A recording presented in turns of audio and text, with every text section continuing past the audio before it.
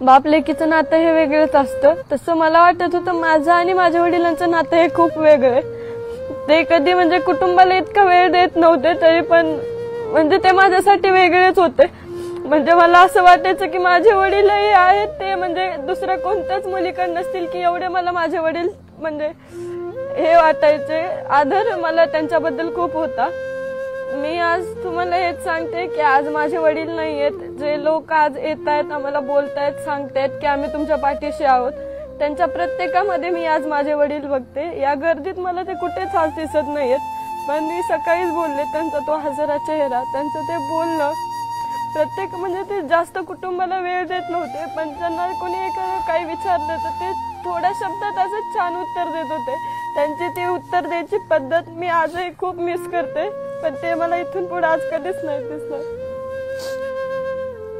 तुझ्या त्या प्रत्येक